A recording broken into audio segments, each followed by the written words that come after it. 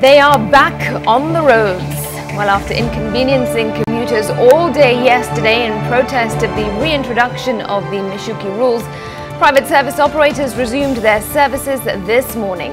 Now, Matatu operators say they will comply with the rules that the Ministry of Transport and the Ministry of Interior are pushing for in order to bring safety and sanity to the roads. Well, on NTV today, we keep the discussion going and find out why there is so much disobedience on the road, and will the culture of impunity ever really go away? All that and more coming up. Thanks for joining us on this Tuesday morning. I'm Smriti Vidyarthi. You can, of course, chime into the show with your comments by tweeting me at Smriti Vidyarthi and at NTV Kenya. Of course, as always, we will have the sports news coming up later in this broadcast, plus hopefully some business and entertainment. But let's get a sense of what to expect from the sports docket. Sean Cardavillis, over to you briefly. Thanks, Smitty. Welcome back. Good to see you back in the studio. Quite a bit happening in terms of sport. This issue about Harambee Stars against Sierra Leone, in case you don't know the background to it, Sierra Leone banned from football by FIFA due to various irregularities. We will, of course, delve into that a little bit more. So Harambee Stars on the verge of qualifying for the Africa Cup of Nations, but it all depends on whether Sierra Leone are admitted back into the football fold, and of course the qualifiers for the Africa Cup of Nations, and Sierra Leone in the same group as Harambee Stars. Now CAF is saying that the match is not to go ahead, this qualifier with Sierra Leone, that they're still banned from football. We'll keep you up to date with the latest on that. Santiago Solari, the interim coach of Real Madrid, the Spanish FA saying that he will be made the permanent coach of Real Madrid. Quite a turnaround under him at Real Madrid. They've won 4 matches in a row, and apparently he's set to be made the full-time manager. And the ATP finals on in London at the O2 Arena, and Djokovic has won his match. Novak Djokovic, the world #1, he's set to end the year as world #1. He won his match. So we'll talk about all this a little bit later right here on NTV. All right, Sean, thanks very much indeed for that. Of course, more from you during the 1 o'clock hour. All right, let's kick off with some news from this morning. And of course, as I mentioned, the Matatus are back on the road. So a huge relief, of course, to all the commuters that use public transport. Yesterday, they were stranded for hours and also had to look for various means to get to their destination. But the Federation of Public Transport Operators, as I mentioned, has called off the nationwide Matatu strike, and they said that they will comply with the Mishuki rules. Now, the agreement was reached after a meeting between the PS of Interior and Coordination, Karanja Kibicho. The transport operators have urged those who have complied with traffic rules to report to work today, and it seems like they have, adding that they will work hand in hand with the government to ensure that high standards are maintained in the transport sector. Now, according to Kibicho, a transport consultative forum comprising of the key players and the various government agencies will be formed to address the same. Sending an apology to our passengers to tell you that we'll be back on the road. We are sorry that this had to be done where vehicles had been withdrawn, but we are working on them, and we would like to seek your indulgence that you bear with us for the day. As we move out of this place, we would like to request our people who have now complied to put back their vehicles onto the road so that we can start operating and carrying people as we move forward. We call upon all the players in the transport sector to have comfort that we as government are committed to ensure that the players who conform are protected and are supported to continue with their business. All right, well, before that evening cancellation of the strike, the Inspector General of Police, Joseph Boynet, had earlier announced that about 2,000 people were arrested yesterday for failure to comply with traffic rules. Well, this as the Interior Cabinet Secretary, Fred Matiang'i, warned that public service vehicles that doubled their fares, which many were doing, and those that were withdrawn from the road would have their licenses revoked. NTV's Sharon Mundia has the details. A number of people who rely on public transport were at different bus stops as early as 5 a.m. But a majority were not lucky to find transportation. Most public service vehicles had been withdrawn from the roads ahead of a major crackdown that had been announced by the government. Others queued hoping to get transportation from Buruburu to the city centre. I was here at 5:30, just waited, board one matatu. They decide they are not going, so you are right. Leo tumejipata kubaya, matatu zimekataa kukua kwa barabara. Nimechukua tuk-tuk kutoka Tao paka hapa 300. Some ran out of patience or simply decided they will not be deterred. With a few alternatives remaining for public transportation, a number of people opted to walk to their various destinations, a walk many are not sure they'll be able to make tomorrow if the crackdown on matatus persists. I cannot walk. At least during my Mishuki's time, I walked. At this time, I won't be able. Some pedestrians hiked lifts on some private cars which did not charge them, while others from Buruburu had to part with at least 500 shillings or more. And those that got space in the few public service vehicles available had to dig deep in their pockets. Kwa kawaida huwa tunalipa 30 ama 20 paka Bomas, lakini sasa hivi wanataka 100 ama 150. Interior Cabinet Secretary Fred Matiang'i says the crackdown will continue until all public service vehicles comply with traffic rules. He, however, warned those who doubled their fares or withdrew their vehicles from the road that they risk losing their licenses. The CS was speaking at the Motor Vehicle Inspection Unit in Industrial Area. You are not licensed to blackmail people. You are licensed to do a business, and if you are doing business on the basis of blackmail, you cannot continue doing business. And it's time to actually relook at all those licenses all over again.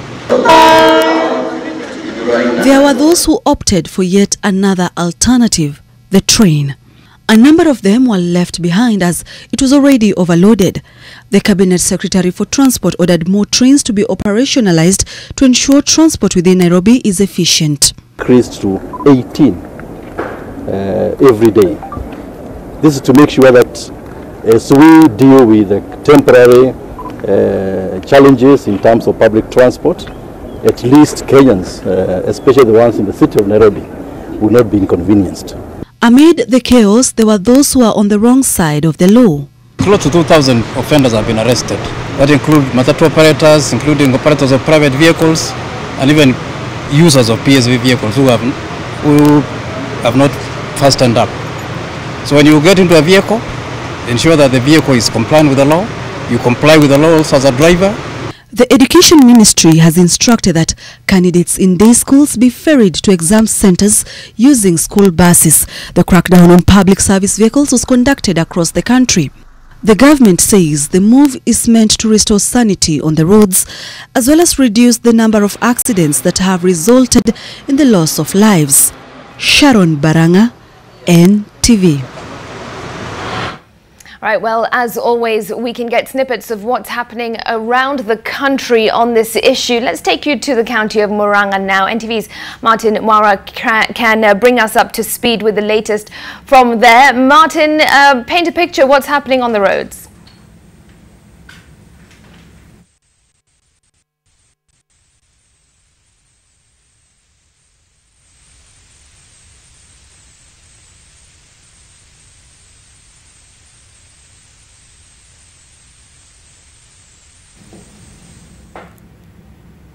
All right, unfortunately, we lost audio there with Martin Mwara. Apologies for that. We'll try get him back up on the link as soon as possible. But let's cross over to Seth Olale. He is here in Nairobi. Seth, what can you tell us?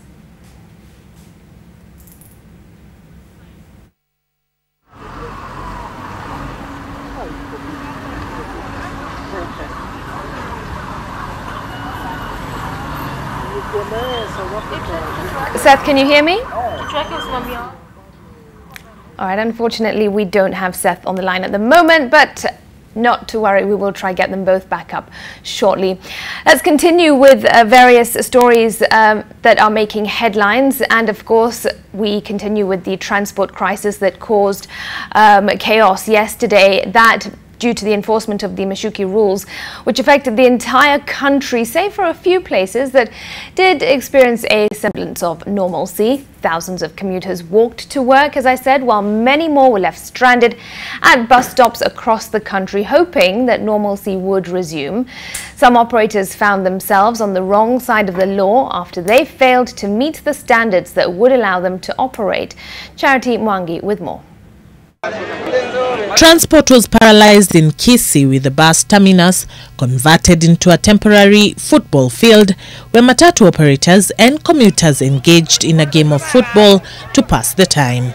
It was, however, not fun and games for some of them, who expressed their frustration on the poor state of transportation. The few vehicles on the road hiked fares, with the distance between Kisii and Migori costing commuters 800 shillings, up from the usual 250. In Laikipia and Nyahururu, operators snubbed the matatu strike that was called upon by operators countrywide to oppose the reintroduced Michuki rules. They maintain that the rules are not new and that their colleagues ought to have followed them. They called upon the government to maintain a human face in the enforcement of the rules and not to harass compliant operators. Tugeomba serikali, kuna kitu ingine wanatushagaza naye, watuonyeshe sample ni gari gani wanataka. Ukienda inspection unaambia ushikanishe aeroline, ukienda kwa police anakuambia katakata. In Baringo County, operators were in a last-minute rush to make adjustment to their vehicles and ensure compliance with the new requirements. The vehicles went through mechanical works and some got a fresh paint job that the operators hope will help keep the vehicles on the road. In Kajiado County, residents who were on the road as early as 5 a.m. failed to get to work on account of the matatu strike and the long traffic jam that followed. Most bus stops were crowded with hopeful commuters. A thorough inspection was carried out by police to ensure that all the vehicles plying the road are compliant. Na gari ziko bado zinalipisha zinalipisha mob sana, so watu wamengoja waone kama bei zitashuka. Waongezea hata kama ni wiki mbili, at least kutoka sasa wiki mbili watakuwa wamesaidika kidogo kuliko kama sasa watu wanaendelea kuteseka kwa stage. And finally, in Voi, buses that would have on any other day parked at the bus terminus were missing in action. The PSV shortage was very apparent here, with residents unable to fulfill their travel plans. Charity Mwangi, NTV. Well, the situation does seem to have improved today, as matatus in most places are back on the roads. We'll get a spot check from various parts of the counties shortly, but let's take a breather from the transport situation for just a moment and take you to the Sankara Hotel here in Nairobi, where a governance conference has just kicked off. The Parliament leadership, led by Speaker Justin Muturi, is in attendance and he is expected to give a keynote address. Our reporter Kennedy Mureithi is at the hotel. Kennedy, what else can you tell us? Well, thank you very much, Meriti, there in studio. And right now is that, as you rightly said, is that the Speaker of the National Assembly, Justin Muturi, has just walked in, and any time from now the function will be kicking off, as they do expect that at this particular meeting they'll be talking about rethinking democracy. What we've been able to gather is that they're called the Konrad Adenauer Stiff Tongue. That's an organization that has organized this meeting, and they're trying to bring parliament and also political players in the country who are not in the house or in parliament, just to rethink and talk about the democracy that we have as a country and if it is working for us. Remember, it is coming hot on the heels of a fact whereby the country right now is talking about devolution, the country right now is talking about a referendum and all this. And some of the examples that they want to look at is the African setup and what other democracies are trying to use right now and what will work for them. We do understand that they will be looking at also how will parliament and the political class be able to look at the fact that the number of women who are in parliament needs to be increased. Actually, the number of women who are elected needs to be increased. And they are looking at the Rwanda example, whereby they are saying that a majority of those who are in parliament right now are women who have already been elected. So it is a subject that they will be looking at, and also some of the examples from countries that will be going into elections probably either at the end of this year or next year. So it is something that we'll be looking forward to hear what their views are going to be. Also, the majority leaders and the minority leaders in both houses, that is the National Assembly and the Senate, have been invited here so that they can give their views on this. The Conrad team is collecting some of this and also giving them an opportunity to talk about this broadly, so that both these who are pro and against the referendum, if it is going to be, will be able to give their views at this particular meeting. We do also understand that Speaker Muturi, who is going to be giving a keynote address, will be addressing some of these issues. We'll remember that Parliament is being given an opportunity to probably come up with laws that, if there is an agreement with regards to what needs to be changed, is it going to be done through Parliament or it has to go through a referendum? Some of these issues are going to be discussed here, and we do expect that the leaders who've been called here, because we've already seen that Kipchumba Murkomen, that is the majority leader in the Senate, and the minority leader in the Senate, that is James Orengo, have been given an opportunity to dissect this matter and rethink, is it time that Kenya changed its constitution that it just promulgated in 2010, or should it be given more time so that for it to work? It is just a matter that we will be looking out for, and we'll be giving you reports as and when we receive from the leaders and what their views will be on this particular matter. For now, it's back to you, Smith, in studio. Kennedy Muredi, thanks very much for that update. Now we can take you back to the county of Murang'a, where NTV's Martin Mwara has the latest from what's happening on the streets there. Martin, over to you. Thank you so much, Smithy. We are coming live from the main Matatu terminus in Murang'a. As you can see, there is much difference today compared to yesterday. Yesterday we had so many stranded passengers, but for today, at least, we can even see more vehicles. Now, I'm going to talk to one of the directors of the Matatu circles in Murang'a for him to tell us more about today. Karibu sana Bwana Martin. Maybe unaweza tuambia comparing leo na jana kuko namna gani? Okay, kwa majina naitwa Martin, director Murang'a Shuttle. Kukompea leo na jana, leo magari si mingi sana, juu abiria pia ni wengi na magari zenye zinaenda kwa barabara si mingi, kwa hivyo abiria wanakuwa wengi. Na kulingana na juzi kama Murang'a Shuttle, tulienda tukarekebisha magari zetu. Kama jana magari hazikuwa mingi sana kwa barabara, lakini leo magari zote ziko kwa barabara. Sasa nyinyi kama Shuttle mko na magari ngapi na jana mlikuwa na ngapi?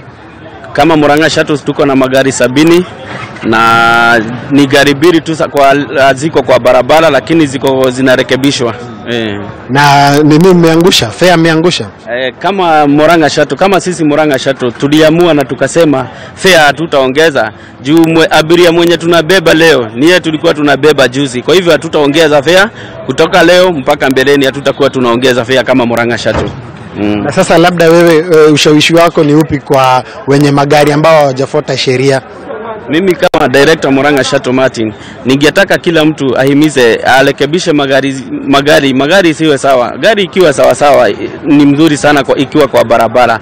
Tunaona hii kasi ya CS Matiang'i iko sawa, na mtu akikubali kurekebisha gari yake ni sawa, hata kama driver, na wahimiza ma drivers wakubali kabisa. Kama sisi director tunaweka governor, wasijaribu tafadhali kutoa hizo magavana. Gari ikiwa na governor inakuwa gari mzuri sana, hata iwezi fanya accident. Ukiona kitu pale bere unaweza zuia ikiwa kama iko na speed ya 80, lakini ikiwa kama speed ya 120 hauwezi fanya kitu. Hiyo kitu gari italeta hasara. Asante sana Bwana Martin kwa muda wako. Now, as Smithy, as I have said, today so many passengers, but at least there are matatus on the road after the strike was called off. Back to you in studio. Martin Mara, thanks very much indeed. Let's now take you to NTV's Seth Olale here in Nairobi. Seth, what can you tell us? Paint a picture. Well, thank you so much, Smriti. It has eased up here at Mutindwa, which borders Umoja Estate on my left and Buruburu. We're actually just beyond the railway line because we are expecting a train that left Kahawa West at about 8:40 a.m. to make its way here, and already passengers are waiting for this particular train. It's supposed to reach its final destination at the Nairobi station terminus at about 9:55 a.m. and so according to passengers here who were also here yesterday, it's a whole lot different scenario because yesterday it was so crowded at this particular point that a huge section of passengers missed out on that particular train, and today they're saying that they are hopeful because it has eased up. What we have witnessed since morning is that there has been PSV matatus in particular that have come out at least to ease the transport crisis that was witnessed yesterday, and so any moment from now we're expecting that train from Kahawa West to make its way here. We have passengers already who are just waiting for that moment when they will get to board that particular train. They're not expecting any scuffle compared to yesterday where it was so busy. I'm just going to try and interact with some of them. Boss, habari yako? Wazungumza, sijui kama wewe ni msafiri? Hebu tuambie tu, jana pia ulikuwa umeweza kungoja train? Jana niliweza kuingojea. Ulipata nafasi? Ukiangalia jana na leo, jana kulikuwa na watu wengi mno na leo ni kama matatu zimetoka. Crowded sana, lakini leo iko at least watu si wengi sana. Na una expect kwamba utaweza kufika saa ngapi hivi ama unatarajia kufika katikati mwa jiji Nairobi saa ngapi? Train unajua ina jam, so like to 20 minutes uko tao. Yeah. Na tuombe tu wale wahudumu wa matatu walisema kwamba hii leo wataweza kutoa matatu yao, na ni kama kumekuwa na yani vitu zime-normalize. Unaweza sema nini kuhusu uamuzi huo wa wale wahudumu wa matatu kutoa magari yao na kusema kwamba watatii sheria? Unajua kama wanasema kume-normalize but not really. Juu ni magari chache bado ziko kwa barabara, mingi zao bado hazijafuata hizo sheria zilisemwa, so it's like no situation ijarudi back normal. Yeah. Sawa, asante sana. So ito nani? Sawa, Martin. Martin, yeah. Thanks so much. Martin, just one of the passengers expecting that train, commuter train from Kahawa West, and we are meant to understand that it's supposed to reach its final destination. Remember that that particular train is just one of the 18 that are plying different routes, actually 4 routes in particular within Nairobi County and its environs, and this is after the Transport Cabinet Secretary James Macharia announced yesterday that they are increasing the trains from 12 to 18, and these trains are plying different directions. But right now I'm just going to interact with more and more passengers who are waiting to board this particular train. Mama, tutueleza tu kwa majina, waitwa nani, nazungumza na NTV? Kwa majina naitwa Rose. Wewe ni msafiri, unangoja kupanda train kuelekea kule pande ya Nairobi? Nilikuja hapa saa 1, ya kwanza ilikuwa imejaa. Sasa nagoja ya pili ndio ijafika. Hebu tueleze kama jana uliamuaje? Jana pia ulifika mali hapa kwa sababu tunaambiwa ni kama jana kulikuwa na msongamano kweli? Jana kulikuwa na msongamano, nikakosa train, nikachukua Uber na 300 mpaka town. Napeleka huyu surgery. Sasa nilikuwa nifike huko saa 2. Ndio bado nagojea train nimpeleke na hospitali.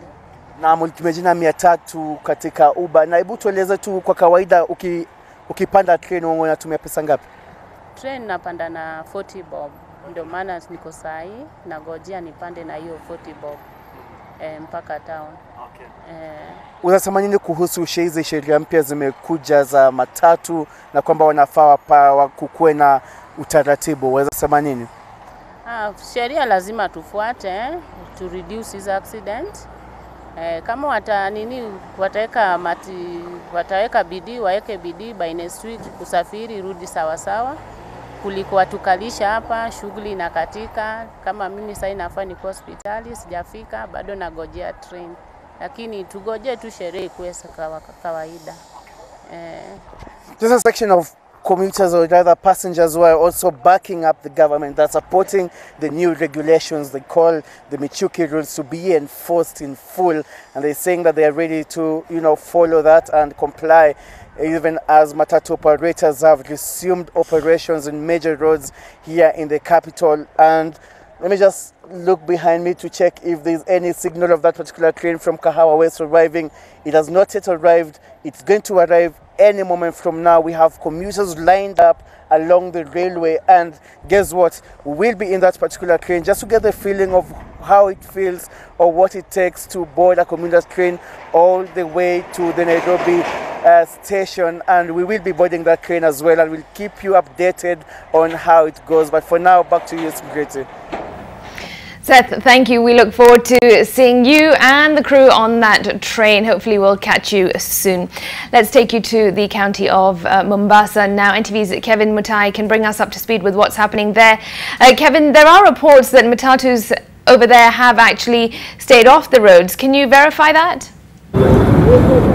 Well, thank you so much, Smriti. Well, of course, that is the situation currently in Mombasa, and as you can see, we are live from the bus terminus at the ferry in Likoni, where actually this particular place normally connects those passengers coming, or rather arriving from the other side of South Coast, coming to North Coast using ferry services. But you can imagine thousands of them have been coming through this particular terminus, getting to different places in this particular region. But as you can see, the place is empty. The only available means of transportation in this particular place are only tuk-tuks, and of course we've had reports that some of them have hiked fares despite the strict measures by the government, warning them that anybody who will be found to have increased fares above the normal rates will of course be punished. And this is a situation that has really, according to some of the residents that we've spoke to, they're saying that it is really biting them, and of course urging the government to kind of come up with other ways and probably re-strategize on how to come up with these ways of enforcing Michuki rules. Here with me are some of just a few residents who are always here. They're saying that of course it has, the transport crisis also affected their businesses. Some of them saying that normally they don't, the rate at which their goods are going in the market of course has gone down, with people opting to choose or rather to seek alternative places where they can find those particular products. It is something that's saying that it has affected them, and of course trying to ask the government to at least favor their situation and take it easy on the operators who actually they've kept off their vehicles from the roads plying different routes in Mombasa.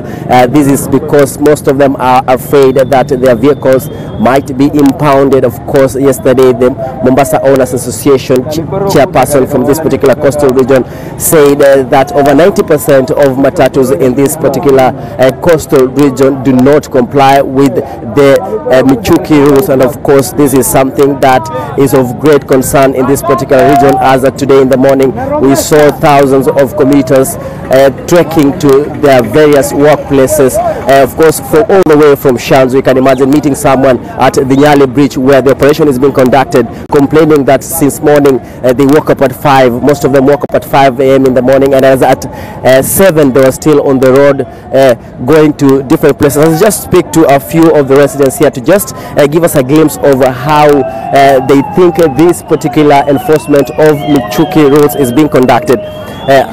Ningeomba kuzungumza nayo.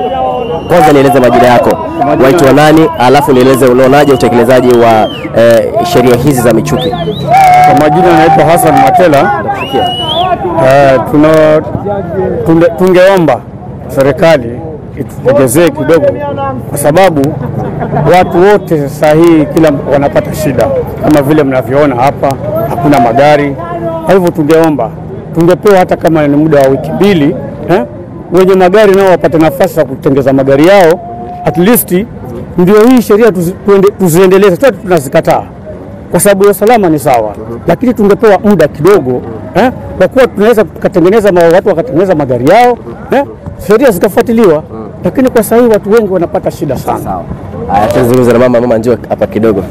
ulikuwa unasema kwamba biashara yako imeathirika. Hebu tueleze ni kivipi? Imeathirika sana kwa sababu kama matatu zafanya hii biashara itatoka. Biashara yangu biashara ambayo ni huduma muhimu kwa sababu mtu akila, akiwa wasafiri, akinywa, lazima atakuja pale ingie ajisaidie. Lakini kwa sasa inshuka hakuna hata mtu mmoja ingie kwa sababu mtu akishuka tu kwenye feri mbio wakimbilia nini atafuta ile kuwa ende zake afike mapema. Ataingia saa ngapi jamani?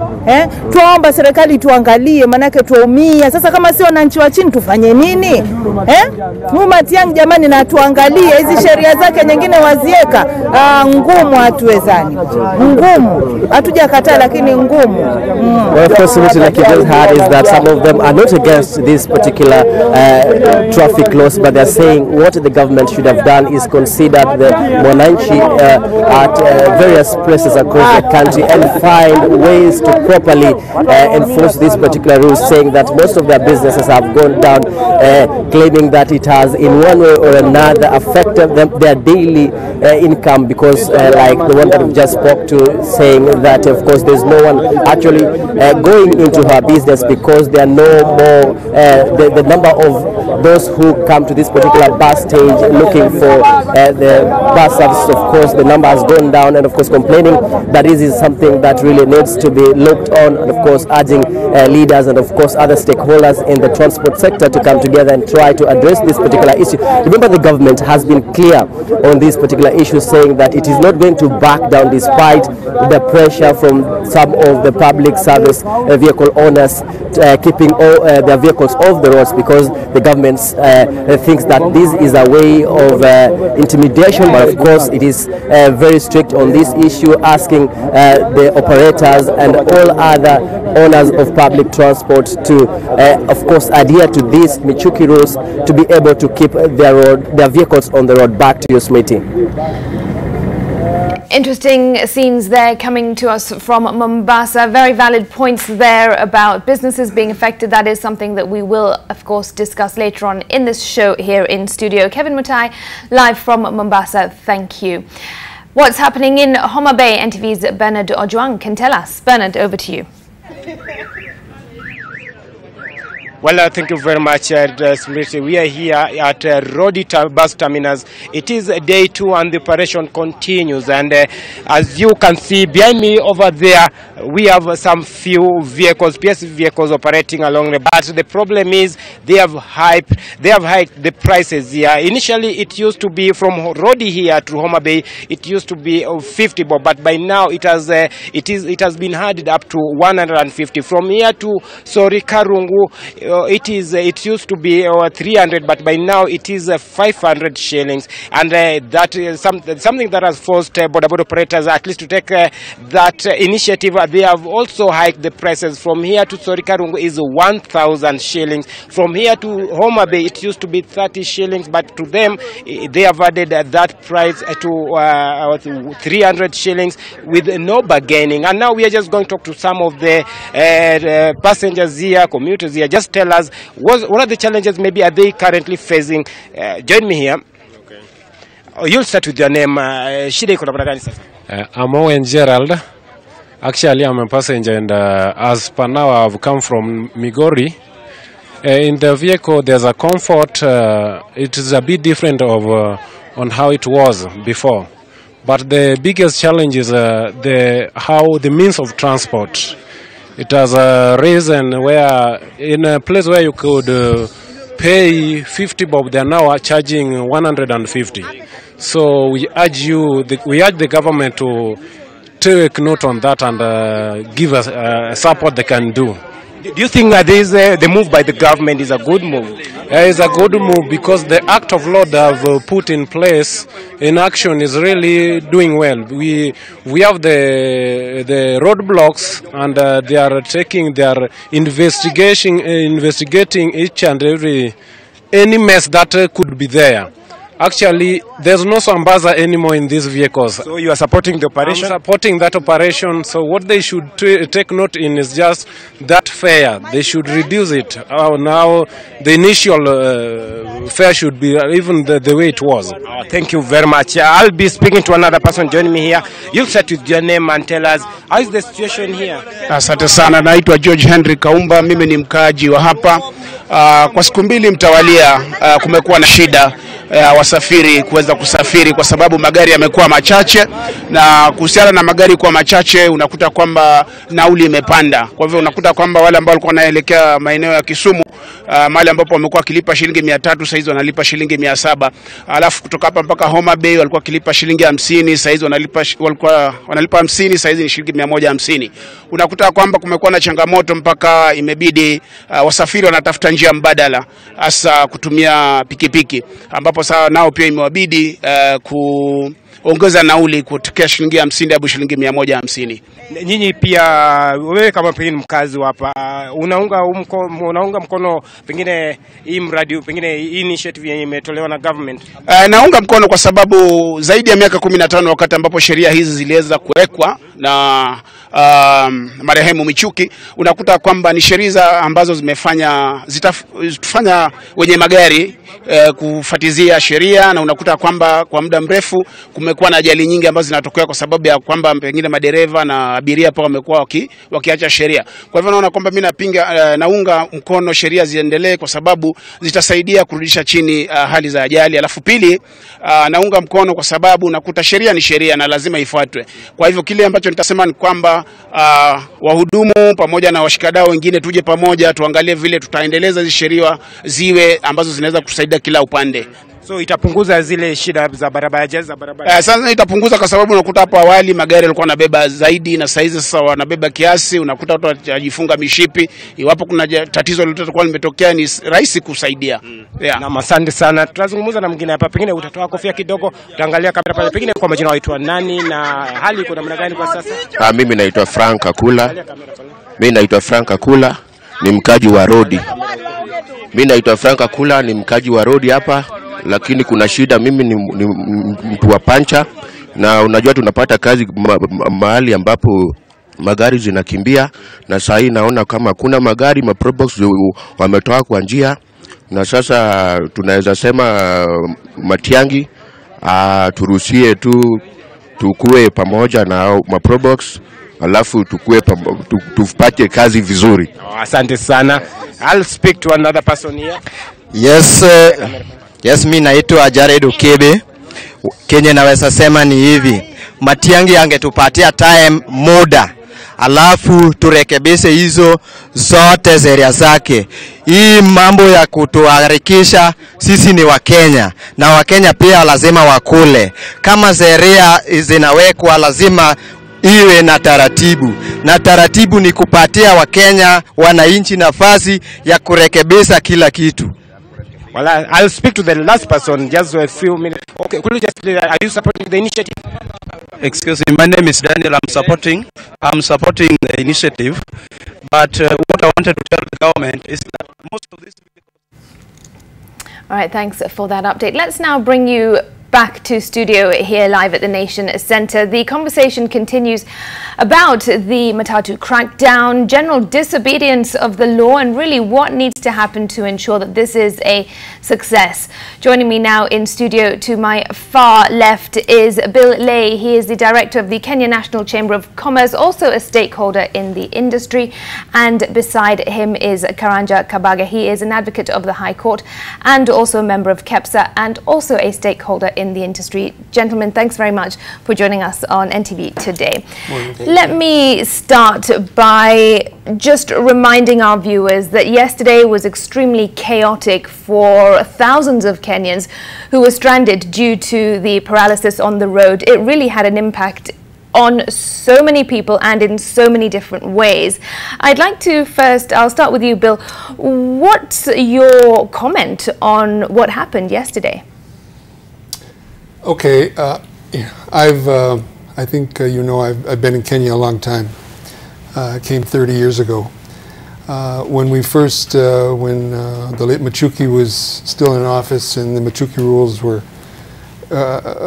came into being, I was at General Motors at the time. And I remember the interest that people had in their well-intentioned rules, trying to bring order to a part of the economy that needed to have some order. And I'm reminded that we haven't come very far in, I think it's 10 years at least, and that's why I think it's important to get in this conversation now, because the economy of Kenya and the topical issues of the Big Four, all of them are underpinned by people being able to get to work, no matter what you do. And so I don't, it's not good to criticize one side or the other, I think, at this point, because at the end of the day, it's Kenyans who are suffering. Those of us who have cars and drivers, we don't necessarily, we don't feel what's happening, and it's happening again today. And it'll probably sometime happen tomorrow and whatever, because if they don't if they don't adopt a better way to negotiate a solution to this thing, then taking a hard line that the police are going to do this and the operators are going to do this, we're going to stay where we've been. So I'm hoping, and on behalf of commerce for business, in my office yesterday, half the people didn't show till noon, and half of them didn't get home until nearly midnight last night. And you can't go on like that.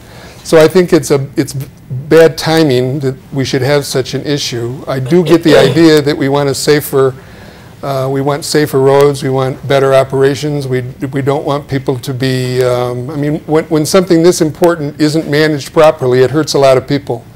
The people who got overcharged yesterday, where will they get that money?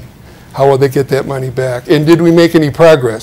Because you got the organized operators saying that we're going to strike and then we're not going to strike, and the politics of it, and then at the end of the day.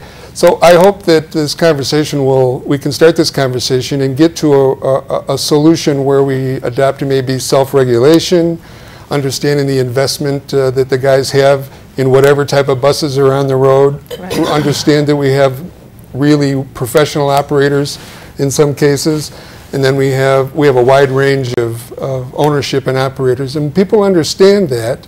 I want to encourage the government to be more, to talk to the operators and involve them and understand that they're investors. It's a huge business. Yeah. I mean, Safaricom, General Motors, Isuzu East Africa, other big companies, you think, oh, those guys are very well managed, they contribute to the economy.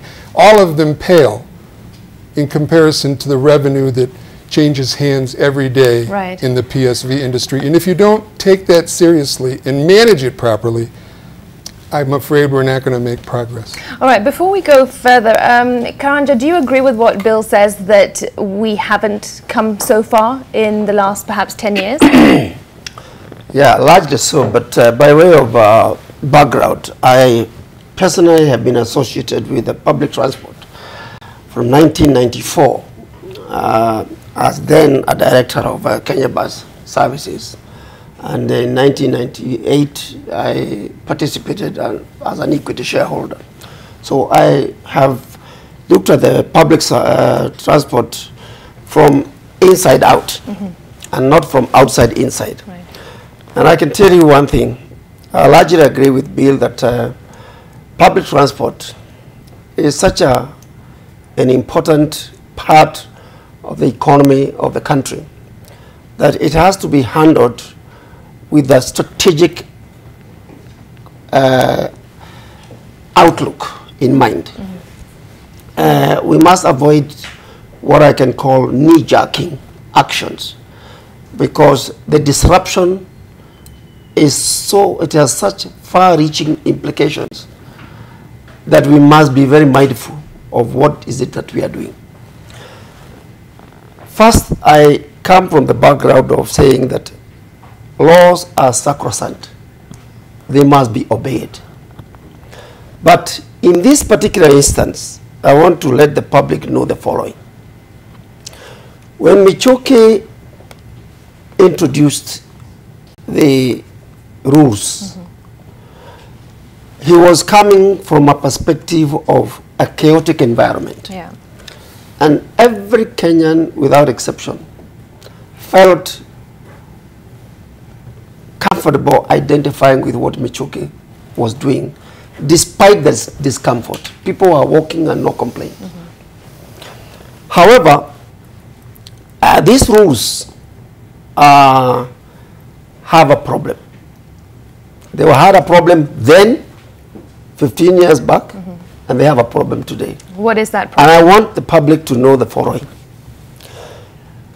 Under the law, when Parliament passes an act of Parliament, that act has what we call enabling legislation, or what is called subsidiary legislation.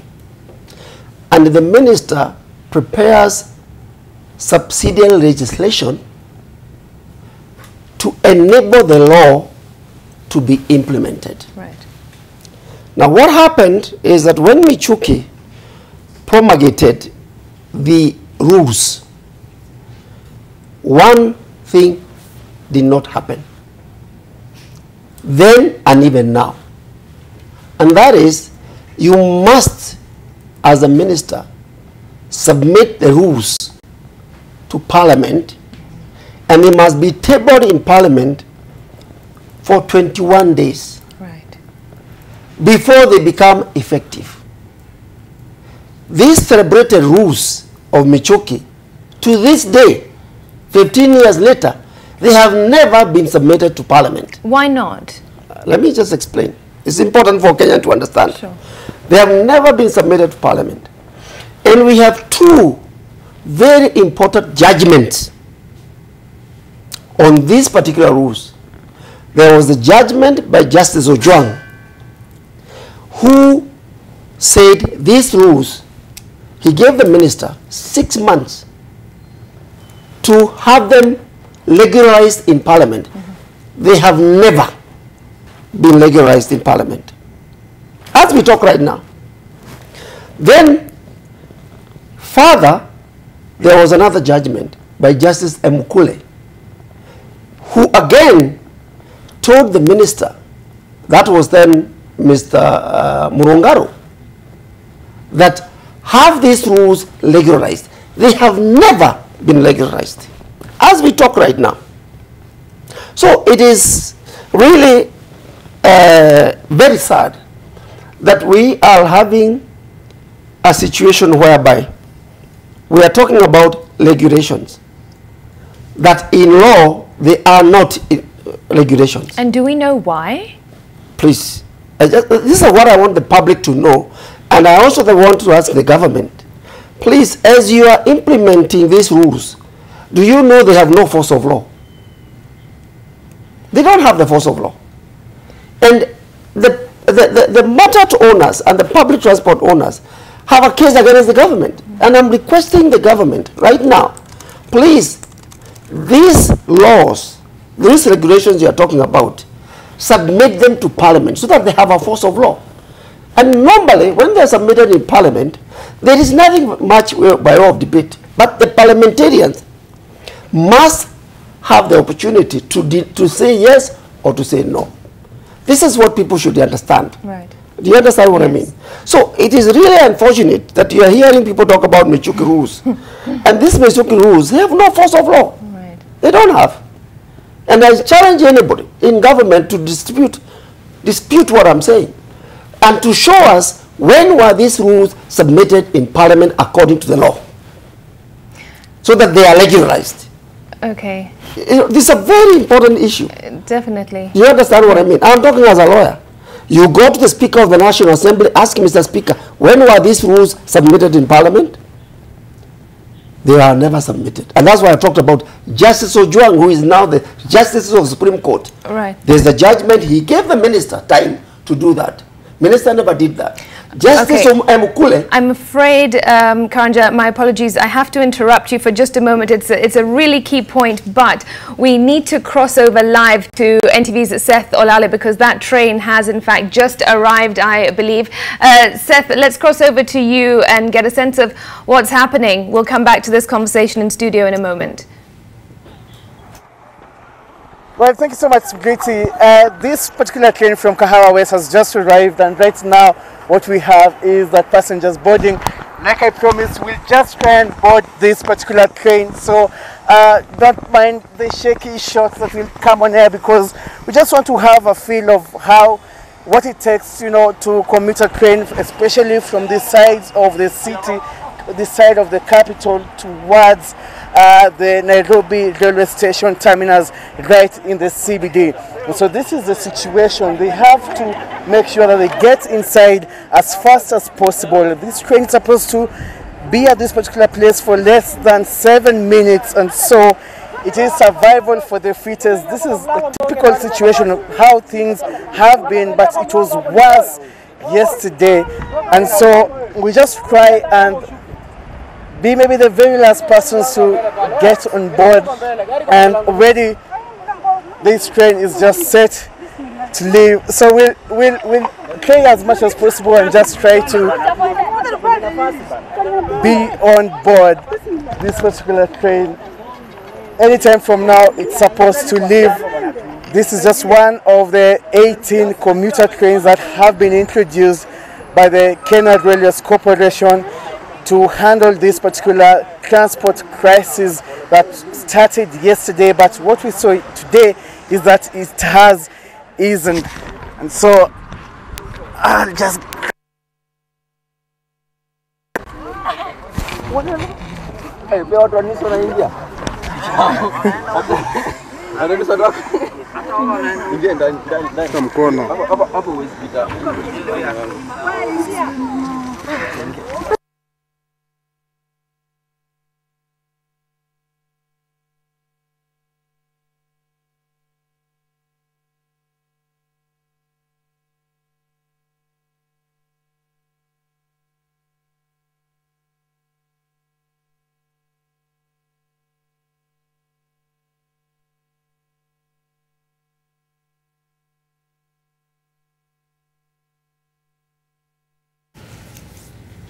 What you're seeing on your screens is a jam-packed train at Mutindwa heading to the Nairobi railway station terminus.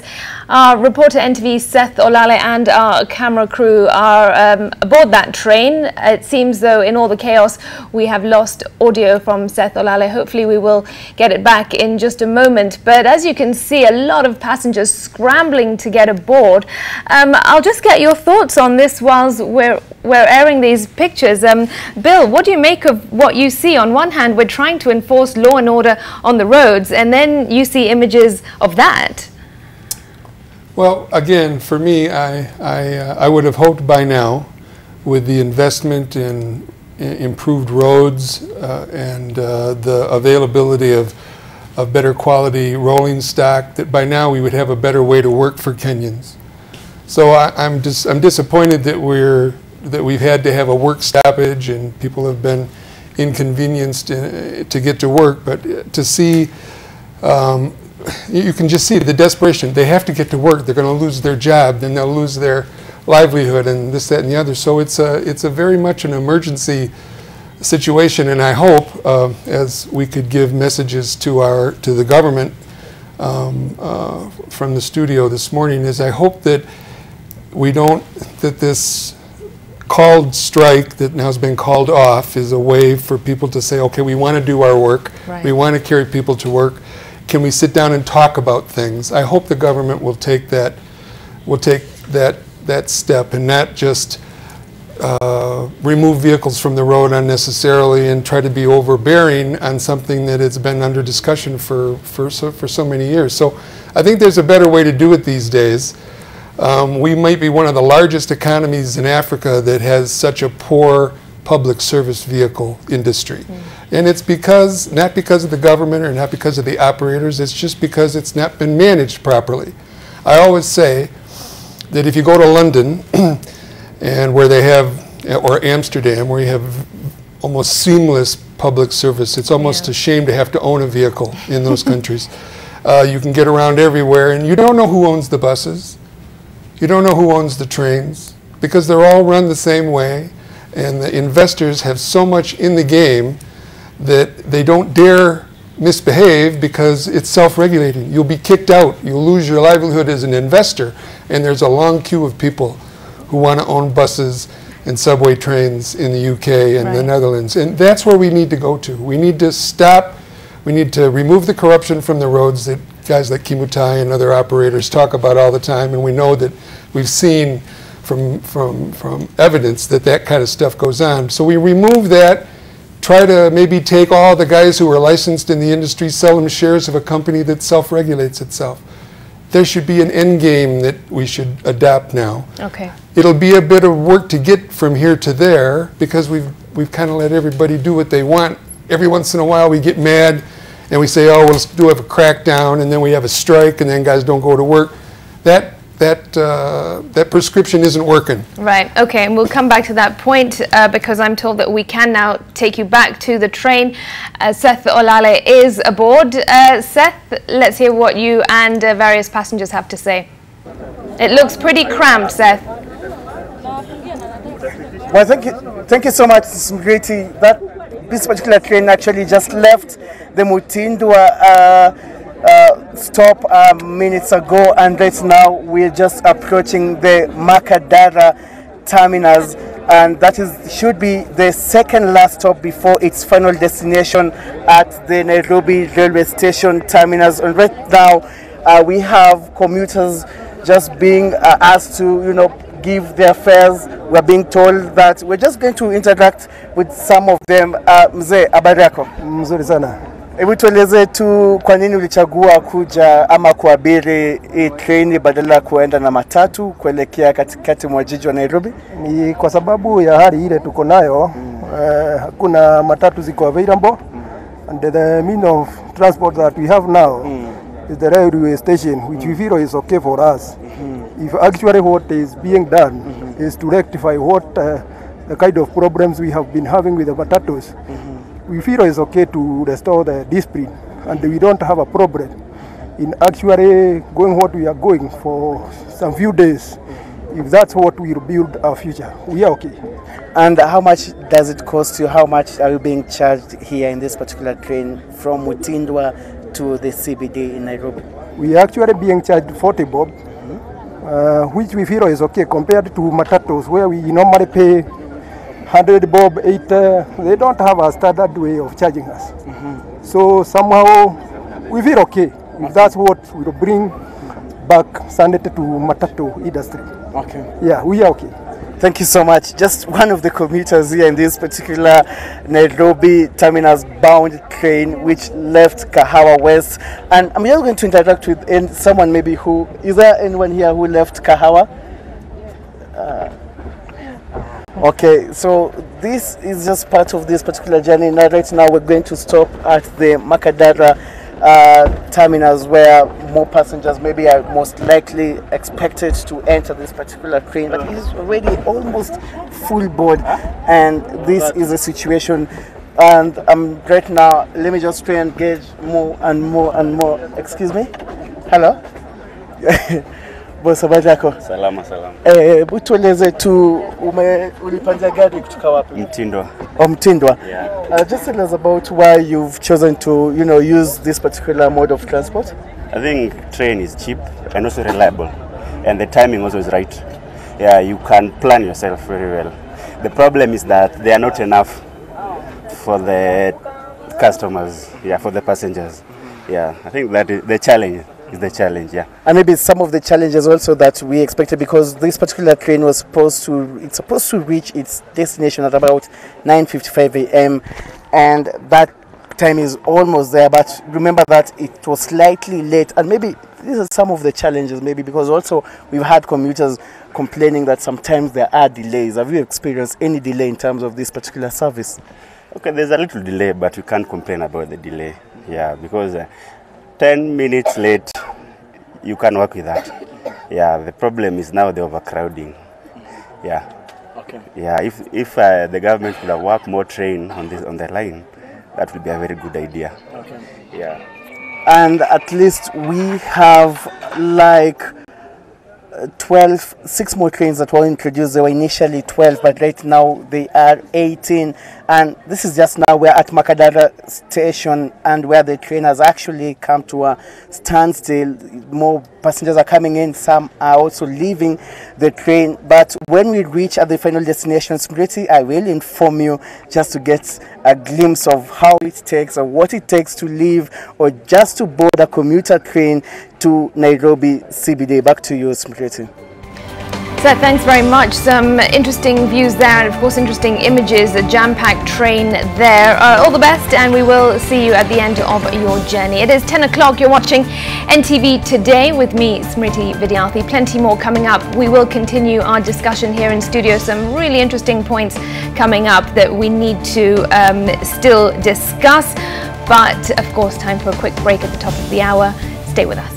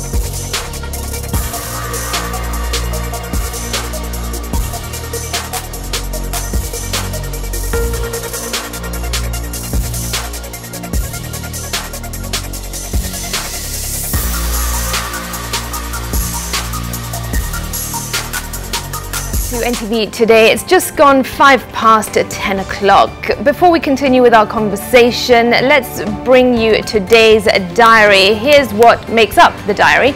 Interior Cabinet Secretary Fred Matiang'i has today presided over the opening of exam containers at the Deputy County Commissioner's office in Westlands. The Kenya Certificate of Secondary Education has been going on for a few days now, and education and senior government officials have been touring various schools around the country. Also, Devolution and Intergovernmental Relations Committee is set to meet with the Governor of Nyandarua County, Francis Kimemia, is to deliberate on the wave of leadership wrangles in the County Assembly. And also, Kenya is this week hosting an international mining forum at the Safari Park Hotel to discuss the challenges in the mining sector and how to improve earnings from the sector. Kenya has been working on updating its mining policies in order to seal the loopholes through which it bleeds revenue. Mining CS Sharon Mundia is expected to attend. And also in today's diary, the agriculture company Corteva Agri-Science is officially opening an office in Nairobi today. Corteva is a part of the Dawodu Point family, which has an African headquarters in South Africa. In Kenya, the company is working with farmers in Uasin Gishu County on projects to improve crop yields.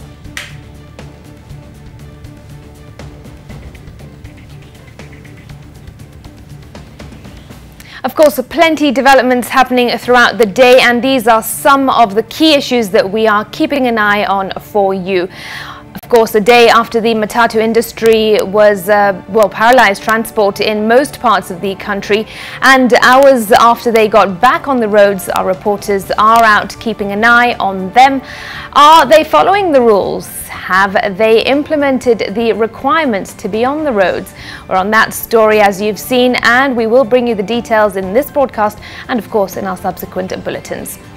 We're also keeping an eye on KCSE. CS Amina Mohammed is opening exam papers in Uasin Gishu and is also expected to conduct impromptu visits to schools. The PS Belio Kipsang is in Majengo, Kilifi, presiding over the distribution of exam materials.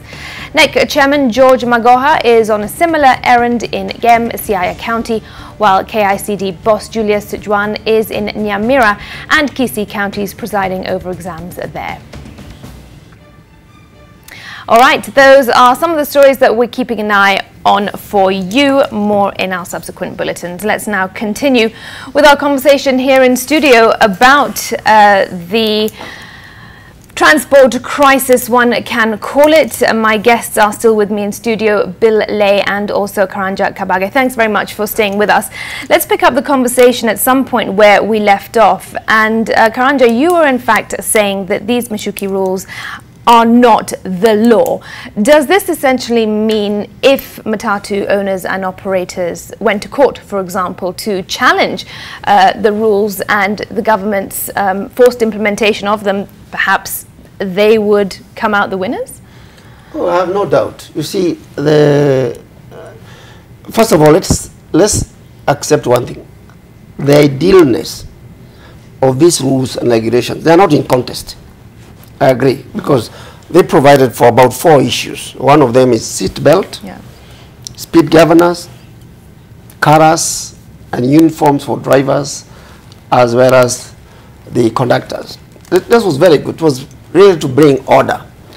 Nobody has any contest in that.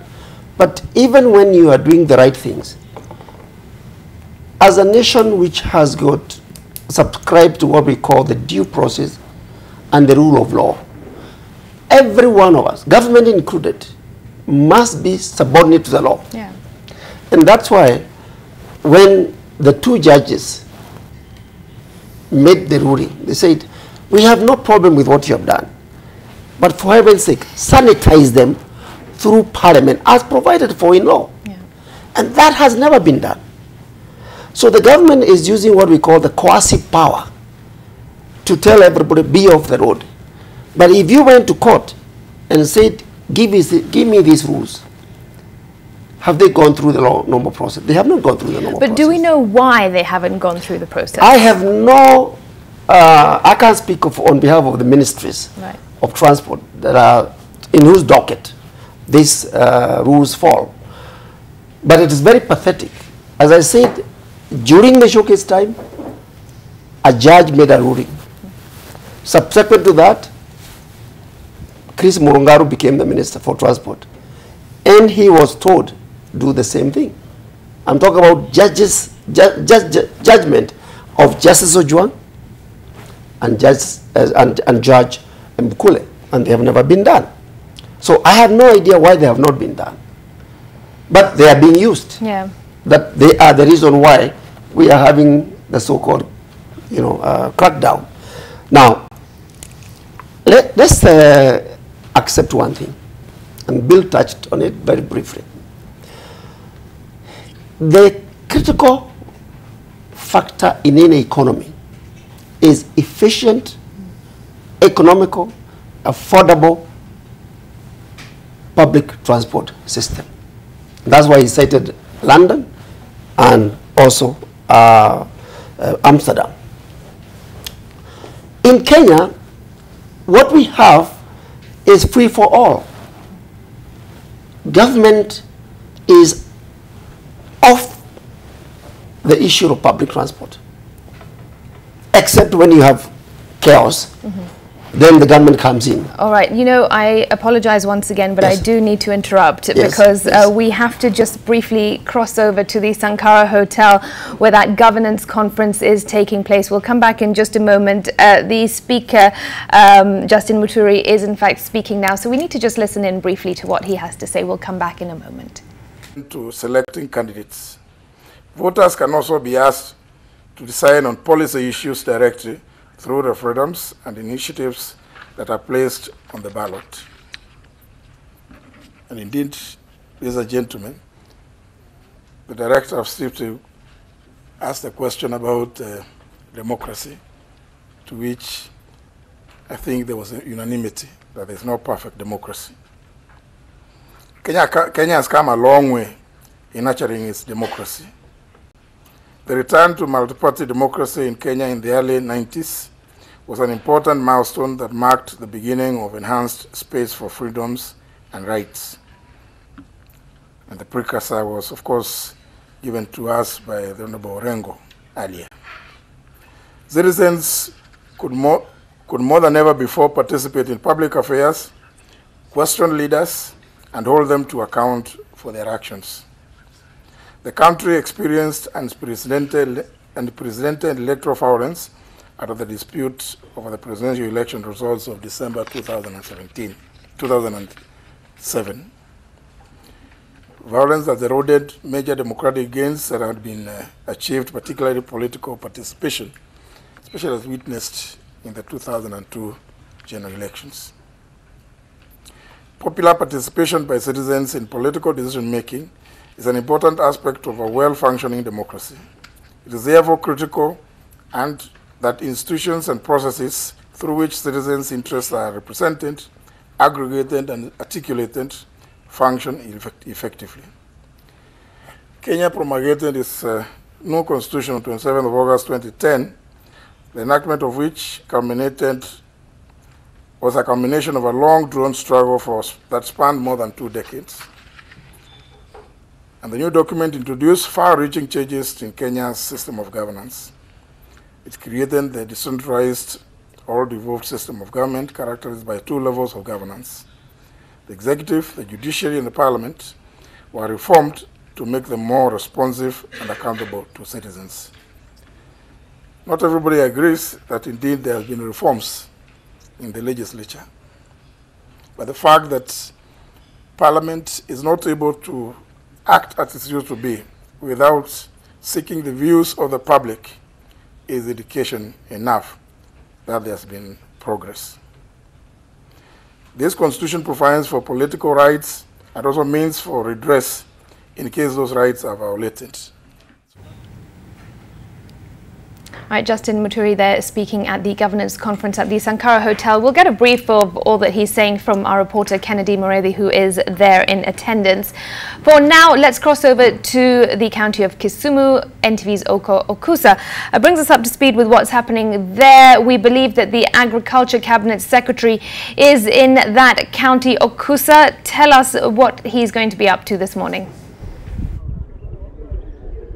From any moment from now, Smitty, the CS is expected to arrive here at the NCPB depot, that is the National Cereals Produce Board depot here in Kisumu, where he's expected to conduct some inspection. Remember, it was yesterday he was in North Rift, where he toured some cereal board produce depots there, and he's extended the same tour to Kisumu here just to conduct some inspection ahead of the harvest season, which is expected, which is looming.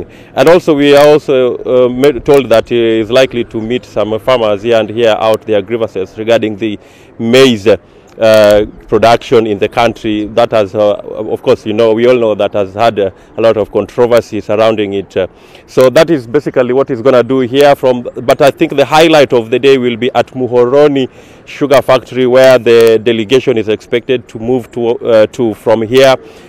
More specifically at Muhoroni Sugar Factory, which we all know has had a lot of issues regarding operations. Just a few months ago, new receiver managers were appointed by the government to try and resuscitate the factory, which has not been performing up to capacity. So so far as we speak, of course, Muhoroni is producing, is milling, and the greatest challenge when we were there last week to have a chat with the receiver managers is that they are still in cane shortage. They are still experiencing cane shortage as a result of farmers who have decided to deliver their canes elsewhere, more so to private millers, claiming or blaming the public-owned millers of failing to pay them in good time. Remember, these millers, that is Muhoroni, Chemelil, Sony,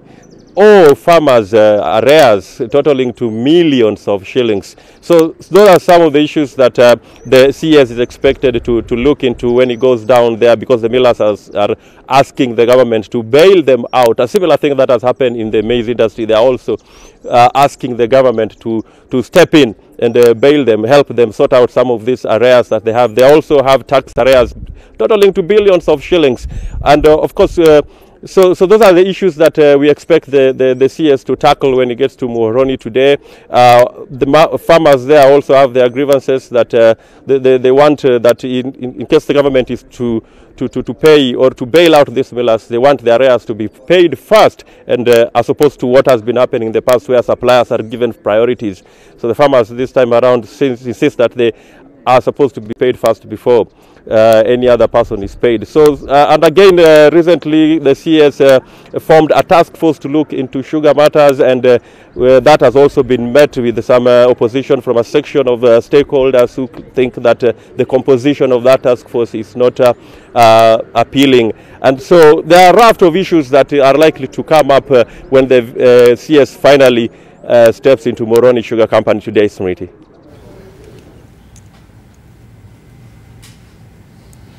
Okay, NTV's Oko Okusa there, coming to us live from Kisumu with that update of what the Agriculture Cabinet Secretary is set to be up to this morning. Thank you so much. And we can now take you to the Nairobi Railway Terminus, because that train has arrived. There you go on your screen. You can see those pictures. Seth Olale was aboard that train. As we saw him board, it was jam-packed. No doubt it was not the most comfortable journey, as lots of commuters packed into the cabins, hoping to get to their destinations. Now they have arrived, and we'll get an update from Seth Olale shortly. Various commuters, of course, had to look for alternate means, especially yesterday, due to that Matatu strike. In most places, Matatus are back on the road, but of course the train has been operating more services than usual, and we're just trying to get Seth up so that we can get a sense of, really, Seth, what that journey was like and what else you can update us on.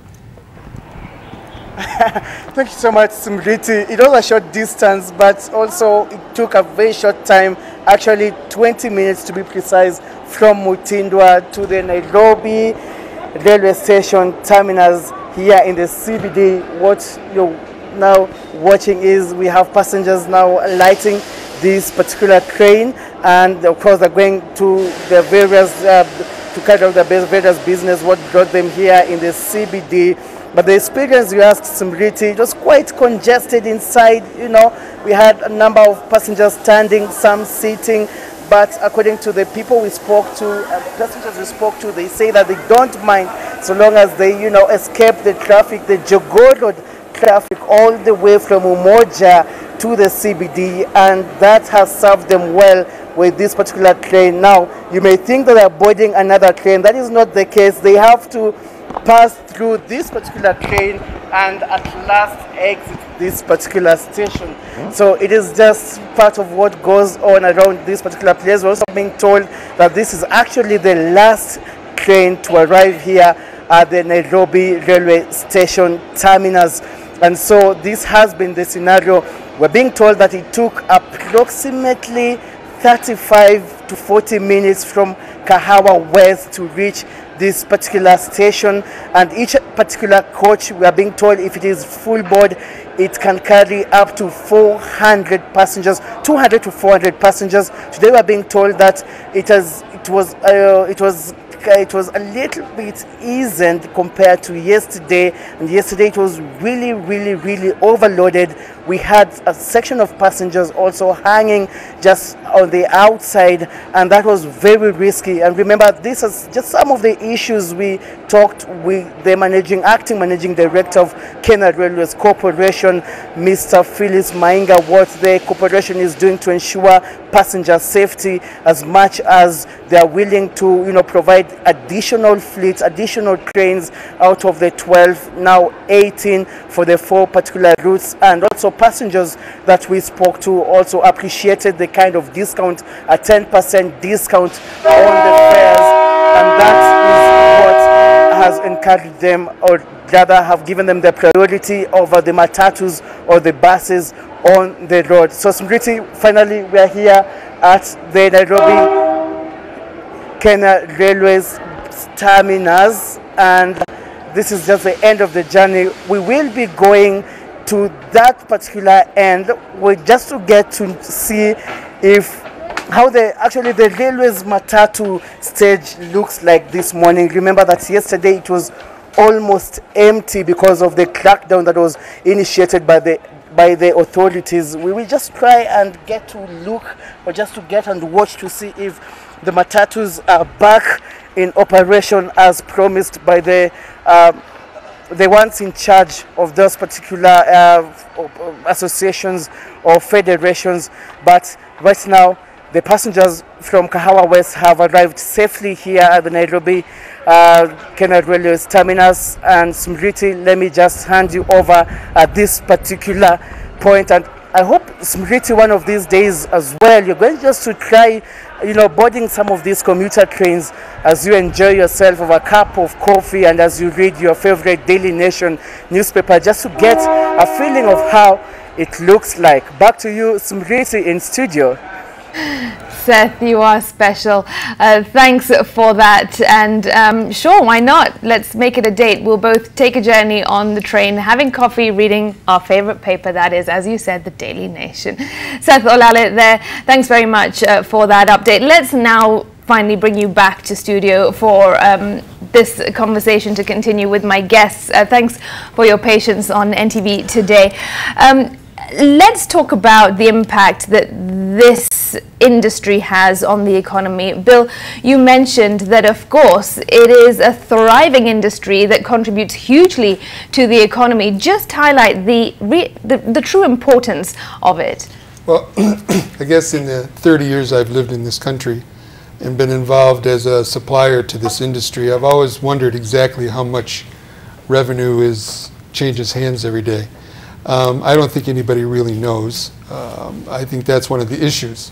It's such a cash-heavy business. Every day, the cash that flows from one person to another, and they take the money to the bank, and then they do these things. Just the design of the business. There are very few businesses where it's like 100% cash. Most have a credit card aspect or a debit card aspect or credit or some sort of a.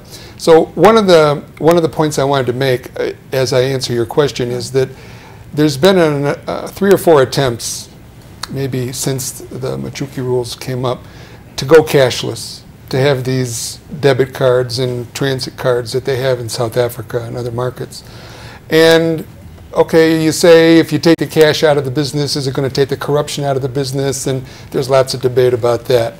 But I think the issue which should happen next is that there are some technologies available that have come up since this conversation started. There's tracking now.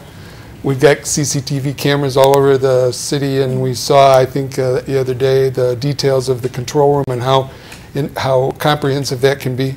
Plus, the other point was that there are some stories that have come out during this BRT discussion, because this issue here that's happened in the last couple of days is stock and trade for Kenya. Yeah. Battle, between the police and the operators, and people then end up no way to get to work. But I think the stories that have been coming up about importing buses from South Africa and using on this BRT lane that's been painted on some of the highways, these 5 corridors for BRT, and the argument about importing buses, while at the same time the president has increased manufacturing as a big 4 item.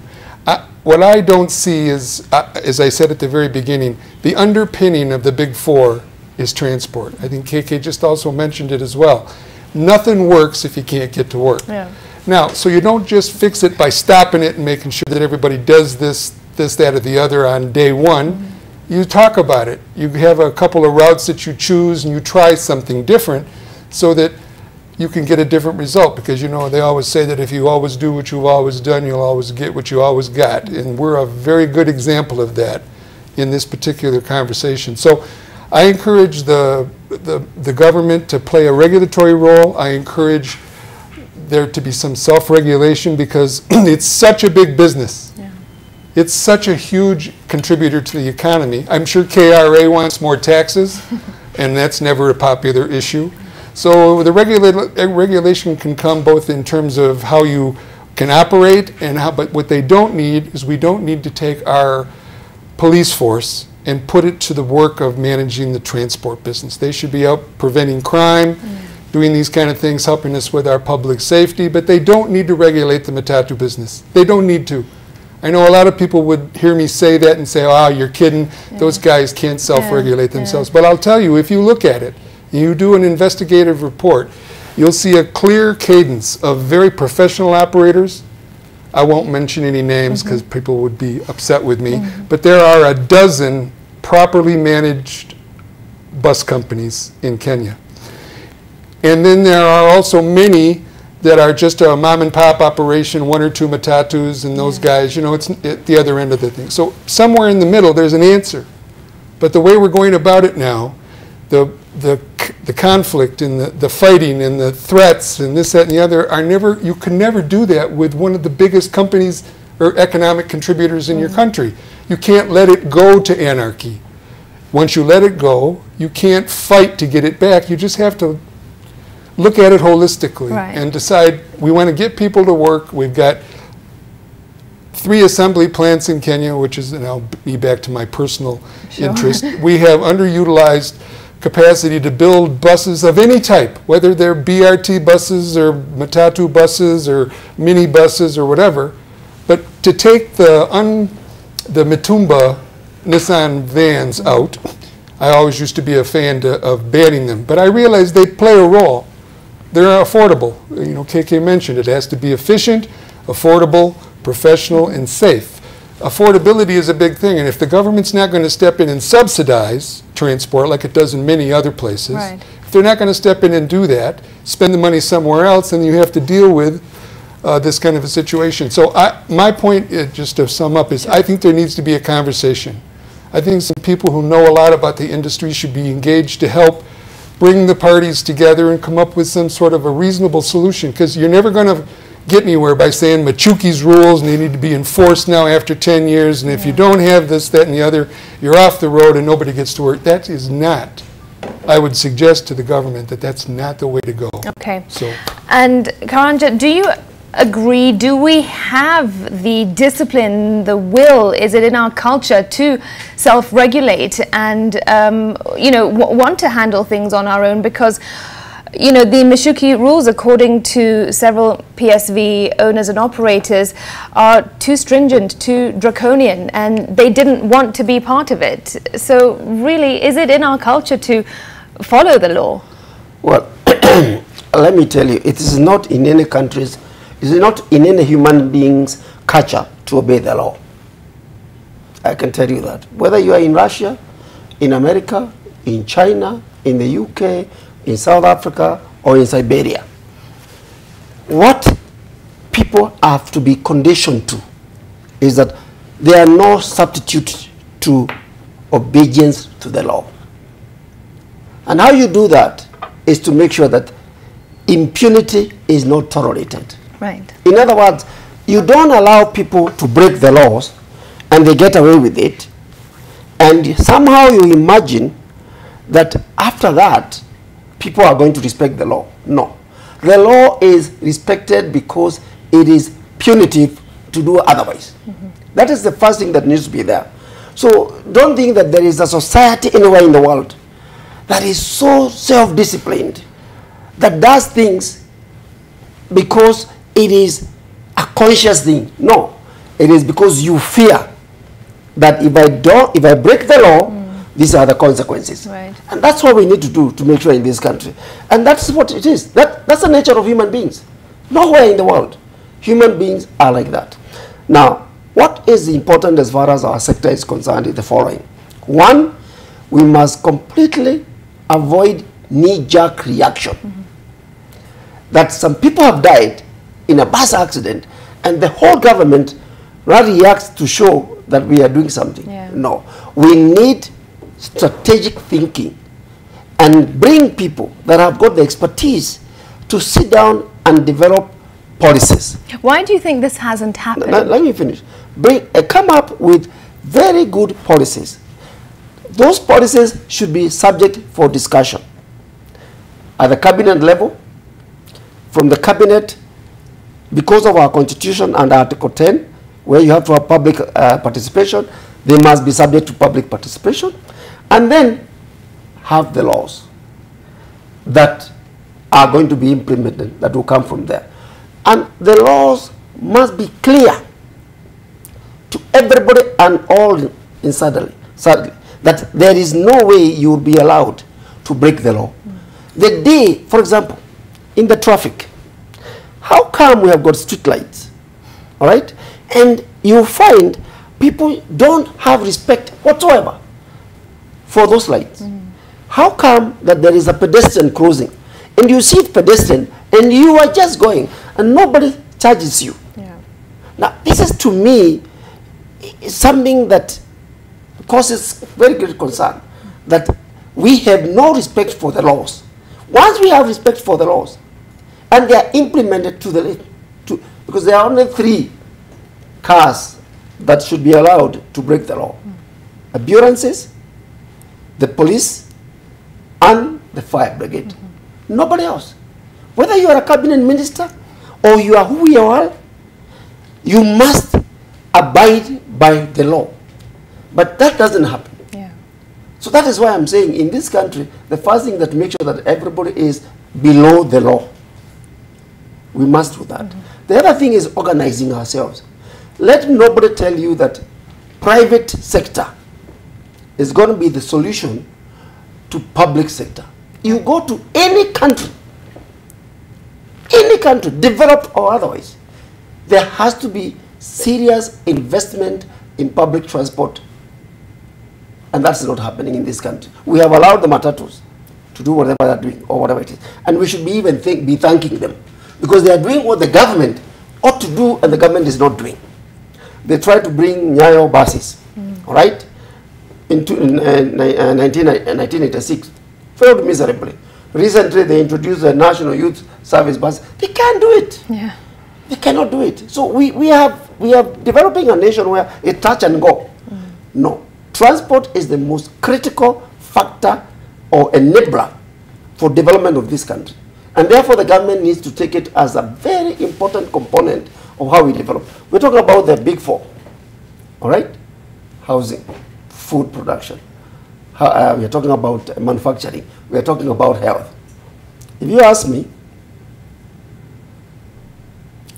the most important thing there is health. Private sector will deal with manufacturing. It's not business of government. Government can enable through legislation, but public. If it's a question of housing, if the government is imagining that it can provide housing, it is in a dream world. It will not have. Food sector. What you do as far as food sector is concerned is that provide things like GMR, guaranteed minimum return. That's what used to happen. The people are going to produce more food than you need. Government has no business being involved in food production. These are what I believe in. And I can tell you, if we sit down and organize our transport sector, because if there is a role that I really want the government to be involved in, it's transportation. Okay. That is the very important key. Okay, and Bill, how concerned are you about corruption in the transport industry? Because, you know, it is believed to be riddled with corruption. Well, I expected we would want to talk about that at some point this morning, and I would only refer back to, because, you know, I don't have a lot of, like a lot of people who walk where I walk during the day, I don't experience it firsthand. I've seen investigative reports by your network that have caught people taking bribes from Matatu operators. I have an idea from working with the organizers of the of the Matatu industry that it's also a big issue, and I also believe it's true. So that's part of the reason, as KK was just mentioning. I think it's removing the police or removing the government from the regulation of the PSV industry is important, just so the connection isn't there for money to change hands. Right. You don't need those guys, okay? So self-regulation to me is that you set a set of rules and you have your members adhere to them, and if they don't apply, you kick them out. You don't need the police, because the police, it's an extra expense without any value added. Right. So in business, that's always a bad idea. Yeah. It's just an extra expense. It reduces your profit. It raises fares, this, that, and the other. So you have to first remember that this is a business, and in business, there's no account for corruption. If you have an agent or a commission agent, that's something that can be managed normally in a normal business environment. But the amount of cash that you hear operators have to pay every day to the police who sit at the stages, the police who are here and that and the other, by putting, I hate to say it because it sounds a bit disrespectful, because I respect the police and I respect what the people who are managing the police force are trying to do. But at the end of the day, I always think that if you involve someone and give them a role and make them authoritative in a process, then they're going to use that process or that authority to make money, if you allow. So I want to just kick in one more time the cashless solution, which can work. It works. In fact, it works in our lives today. A lot of people that used to pay cash use debit cards. It's the same thing. You tap something, you get on, you go. Yeah. The Matatu guy doesn't have to worry about the cash. They think that maybe the police won't ask for so much, or the other people who want money, because it's not just the police. Anybody who enables anybody in the Matatu business tries to eat somewhere along the line. So I wouldn't want to be naive enough to say there's no corruption, but I'm going to tell you, if we rethink this and reorganize ourselves, that one of the things we should do as an entry point is go cashless. Kenyans can do it. Everybody can get a card that's loaded with the money they have, and then it also gives us a chance to try to control what happened yesterday and today. Some of the people who usually pay, well, the guys I work with every day that used to pay 30, 40, 50 shillings to get to the office paid 150 shillings. Right. So if you start doing that, you got to tap your card 3 times and the machine won't let you do it. So it's a way to, it's a control. Yeah. That plus the very comprehensive tracking process that's potentially in place to put a tracker on each PSV as part of their, you don't need a speed governor. A speed governor is 20 years old technology. Right. They use it, they're mechanical. They used to use it to keep dump trucks from going too fast on steep inclines. But now there's a gadget, electronic gadget, that can also sense how you start, how you stop, where you go, this, that, and the other, and it can limit the speed if you need to. Right. So, just to KK's point, the Machuki rules were a good idea. They were well-intentioned, but they're out of date. And to enforce them today, in November 2018, is somebody's very poorly thought out strategy. Okay, all right, Bill, thank you, and your contribution. Yeah, I just want to make a couple of points. One, first, let me start with so-called safety belt or seat belt. You cite me any city in the world where you are moving from, for example, the Hilton, and you're going to be alighting at the GPO, but you must have safety belt. Nobody does. Nobody does that. That's a lot of a thoughtless issue as far as I'm concerned. You don't need to do that. It's a pay point. And as he says, speed governor, these days, speed governors, the engine itself is speed governed Right. at the factory level. Yeah. You don't need to come and put an extra thing in the car, in the bus. It ought not to be there. As far as I'm concerned, corruption, which you have mentioned, is a big deal. That is a big deal. And one of the reasons why these matatus sometimes drive in a manner that is crazy is because they must make up for the corruption as well as the owners of the cars or the matatus, and then he has to have his own. Sure. Now, so now all this running around like you have never, as if the world is coming to an end, is fueled by the issue of corruption. The other one is cartels. And I'm glad, at least, I hope the minister, he is going to be very serious in dealing with the cartels. Because these cartels, they are not creatures from heaven. They live with us. Yeah. And the government has the capacity, under the intelligence, they can tell everything about who is doing what. So the government cannot feign ignorance that we don't know who is this cartel. They know it. They can nip the bud immediately. So the government needs to deal with that one. The other one is that to mainstream taxation. And that's why I would support what Bill is talking about.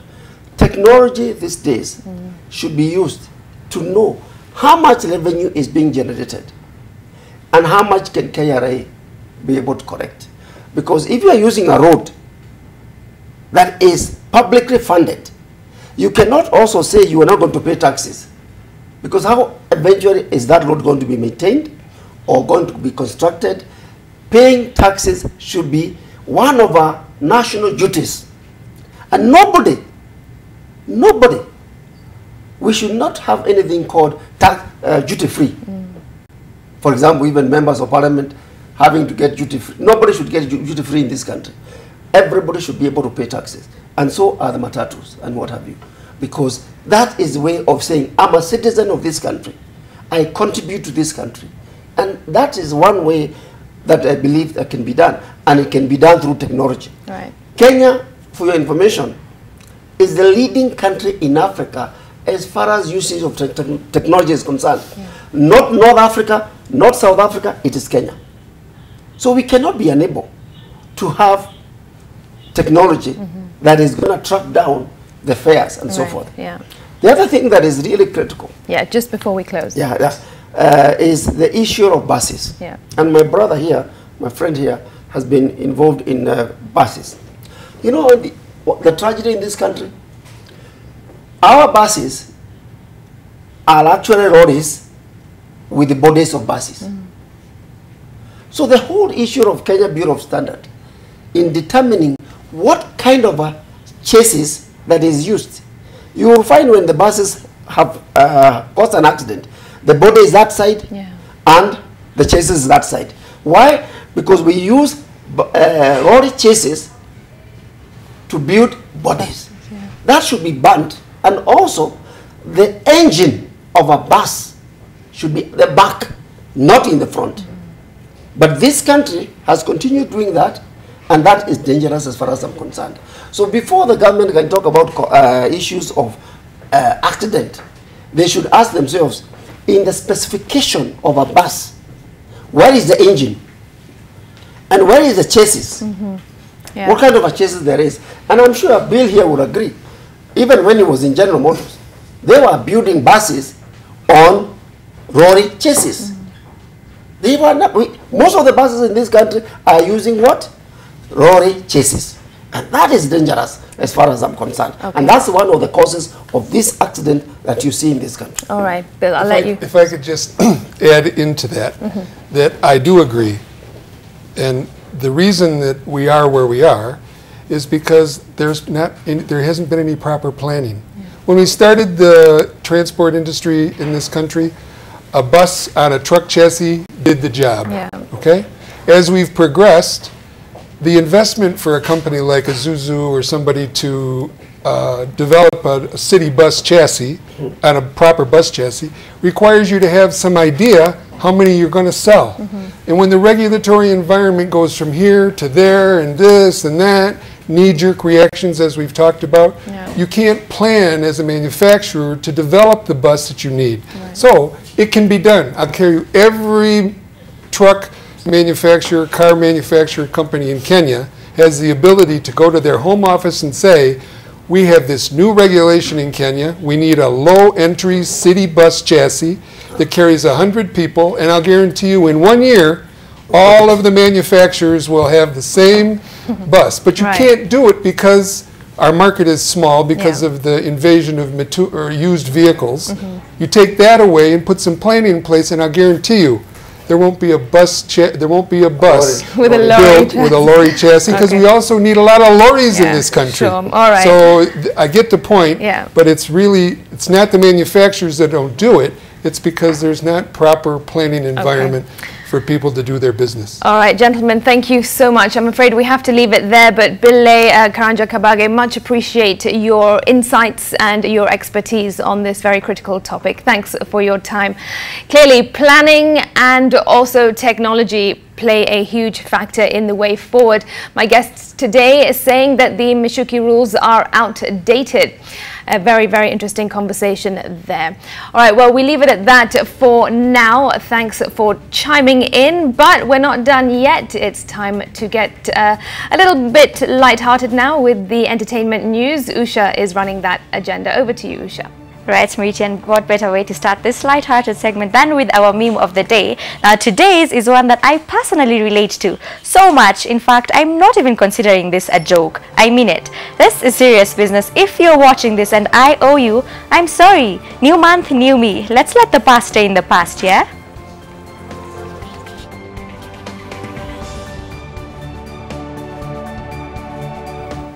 Now moving on, Sonia Shinsky released a new song yesterday. It's so fresh, it doesn't even have a video yet, but the audio is bomb as usual, but you don't need to take my word for it. Listen.